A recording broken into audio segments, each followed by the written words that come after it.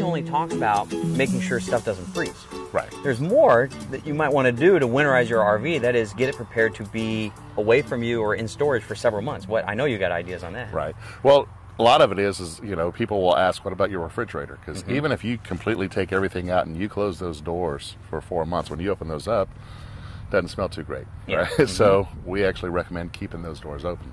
Okay. You know, wedge something there, use bungee cords, whichever, just keep them open. Okay. And then, of course, when you go back, now it's a whole lot easier for you to clean. You don't have the smell of those closed.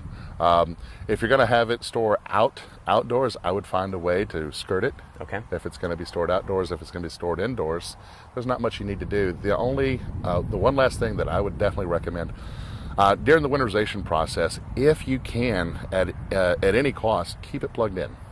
Okay. Even if you're, you know, stepping it down to 15 amps. Oh, yeah, sure. Because, of course, you got your batteries there, right? And most of us, we have lead-acid batteries.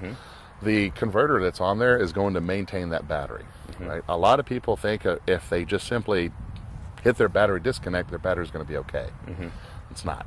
Okay. A lead-acid battery is going to self-discharge 1 volt per month. Okay. You're going to come back to a dead battery. If you can keep it plugged in, let the converter do its job. If you can't plug it in and you have the ability to take the battery out, put it in your garage, maybe put it on a small charger. Okay, that's great. What about insects and things of that nature? You're going to deal with this. Okay. Right? Most insects, they love our propane. They love the smell of propane. If you're, you know, now if it's the winter, you're not going to have as many insects. You're going to have some. What I would recommend is when we get into the de-winterization process, again, because I hate drinking what I think is gross water, I would also say sanitize your system. Sure. This is a perfect time to sanitize it. Okay. Right? So we just add one more step, go in and sanitize those, and that would take care of, you know, anybody's. If you have the dauber screens, you know, during the winter, again, you know, some would ask what insect, you know, is going to be up in the winter. You know, a southern winter, yes, you'd still put dauber screens up. Those would help prevent for insects, but otherwise, if it's going to be 20 degrees, I don't know what insects. Yeah, that's a good point. Okay.